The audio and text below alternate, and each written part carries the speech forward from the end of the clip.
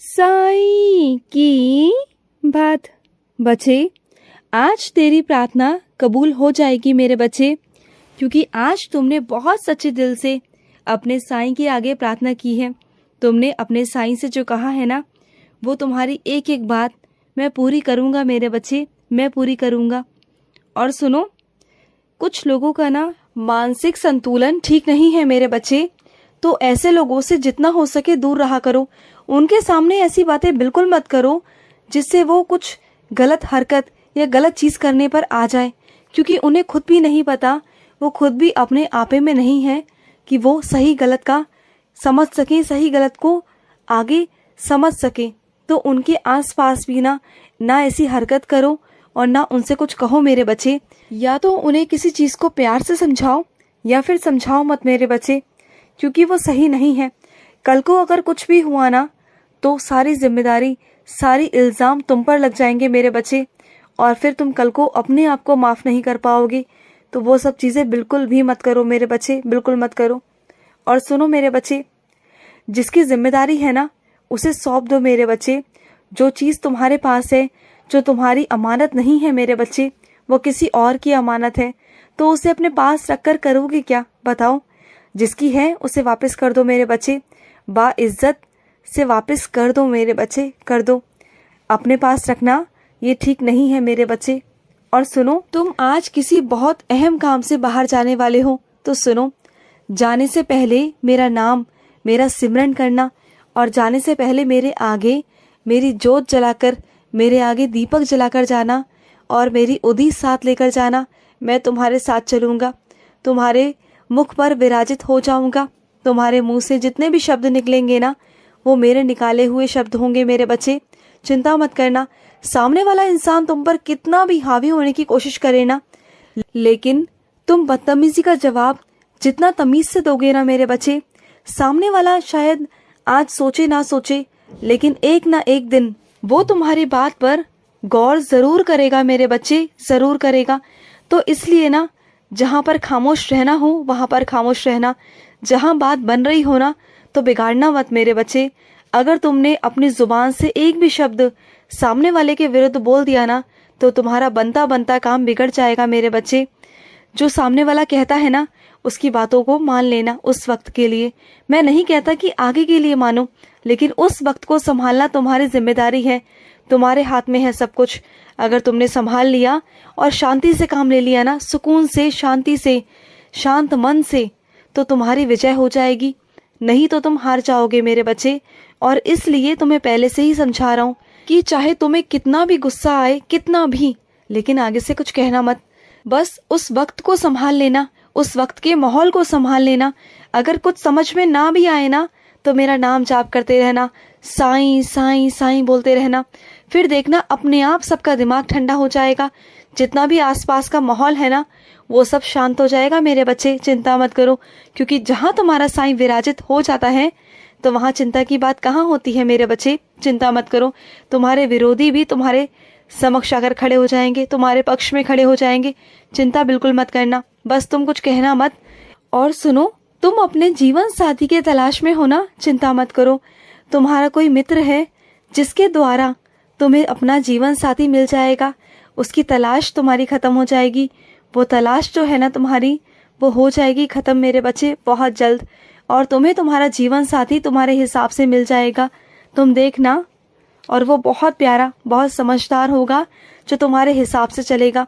और जो तुम्हारे मन में डर है ना कि तुम्हारा जीवन साथी कैसा होगा, क्या होगा, घर संभालेगा या नहीं संभालेगा, मेरे परिवार को संभालेगा या नहीं संभालेगा, सब संभालेगा मेरे बच्चे। सारी जिम्मेदारी लेगा वो, तुम्हारी भी और तुम्हारे परिवार की भी मेरे बच्चे।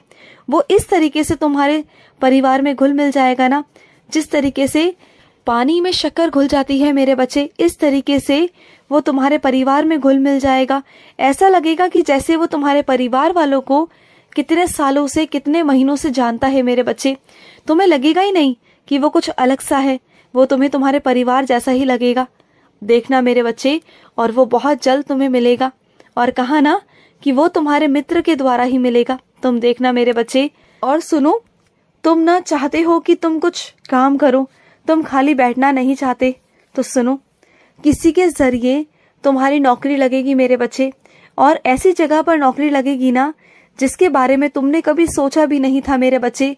वो योजना तो मैंने बहुत पहले से बना ली थी, लेकिन अब साक्षात अब होगी तुम्हारे सामने, साक्षात्कार तुम्हारे सामने होगा मेरे बच्चे, प्रत्यक्ष रूप में।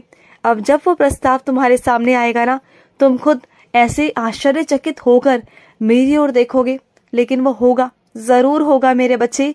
और वो ज्यादा दिनों में नहीं, अब बस कुछ ही समय में होगा, या 1 हफ्ते के अंदर ही अंदर तुम्हारे पास वो नौकरी का प्रस्ताव आने वाला है और तुम वो करोगे। और देखना, तुम्हें कभी किसी चीज की कमी नहीं आएगी। हाथ फैलाने नहीं दूंगा तुम्हें किसी के भी आगे। तुम्हारी जिंदगी में कभी कोई कमी नहीं आएगी। तुम जितना बांटोगे तुम्हें उतना मिलेगा, उतनी खुशियां तुम्हारे पास आएंगी। और तुमने हमेशा बांटने की कोशिश की है, तुमने हमेशा बांटा है, और मैं तुम्हें दूंगा, जरूर तुम्हें दूंगा, क्योंकि तुमने हमेशा मेरे बच्चों की मुस्कान लाने की कोशिश की है, उनके चेहरे पर खुशियां लाने की कोशिश की है। तो मैं तुम्हारे चेहरे पर खुशी क्यों नहीं लाऊंगा? मैं लाऊंगा मेरे बच्चे, जरूर लाऊंगा। इस बार जब तुम मेरे मंदिर पर आए थे ना, और मंदिर पर आके मेरी चौखट पर आकर बैठ गए थे और वहां से हिल नहीं रहे थे, जिद पकड़ ली थी तुमने कि साईं मुझे वो चीज चाहिए, और जिस दर्द के साथ तुम आए थे, जिस परेशानी के साथ तुम आए थे ना, उसका जवाब तुम्हें मिलने वाला है मेरे बच्चे। कुछ ही दिनों के अंदर वो तुम्हारी समस्या खत्म हो जाएगी मेरे बच्चे, तुम बिल्कुल चिंता मत करो। जिस समस्या को लेकर तुम आए थे वो समस्या तुम्हारी खत्म हो जाएगी मेरे बच्चे, तुम बिल्कुल भी चिंता मत करना। और अपनी कुछ बच्चियों से कहना चाहता हूँ जो गर्भवती हैं, जिन चीजों को खाने के लिए तुम्हें मनाही है, वो चीजें बिल्कुल भी मत खाया करो मेरे बच्चे, बिल्कुल मत खाया करो जो चीजें तुम्हारे लिए ठीक नहीं है। चोरी छुपे खाने का कोई मतलब नहीं मेरे बच्चे। तुम जानते हो ना तुम्हारे बच्चों के लिए कितना गलत असर करेगा ये सब चीजें। बिल्कुल मत करो ये सब चीजें, बिल्कुल भी मत करो। मैं तुम्हें रोकने वाला था, लेकिन उस वक्त मैंने तुम्हें कुछ नहीं कहा, लेकिन अब कह रहा हूँ, समझ जाओ बात को। मैं तुम्हें हमेशा देखता हूँ और तुम पर मेरी हमेशा नजर रहती है, हमेशा। और एक काम किया करो, जब भी मेरी साईं सा चरित्र पढ़ते हो या मेरी साईं चालीसा पढ़ते हो, उसे अपने पेट पर रखकर पढ़ा करो। जब तुम अपने पेट पर रखकर पढ़ोगे ना, तो सीधा सीधा तुम्हारा बच्चा उस साईं सा चरित्र के एक एक शब्द को पढ़ेगा, उसके कानों तक वो आवाज जाएगी। जो साईं सा चरित्र की छाप है ना, तुम्हारे बच्चों के अंदर आएगी। जो संस्कार है वो तुम्हारे बच्चों के अंदर आएंगे मेरे बच्चे। और जब वो इस दुनिया में बाहर आएगा ना, तो देखना कितना नाम रोशन करेगा तुम्हारा। उसके एक एक कदम मेरे कदम होंगे तुम्हारे घर पर। और समझ जाओ मेरे तुम्हारे घर में कदम रखने का मतलब क्या है। कुछ तुम्हारे अपने ही ऐसे हैं जो तुम्हारे खिलाफ होकर खड़े हुए हैं, जो अपने होकर भी ना अपने नहीं हैं। तुम्हें उन्होंने इतना मानसिक तनाव दे रखा है, इतनी परेशान कर रखा है कि तुम्हें चाह कर भी ना तुम कुछ नहीं कर पा रहे।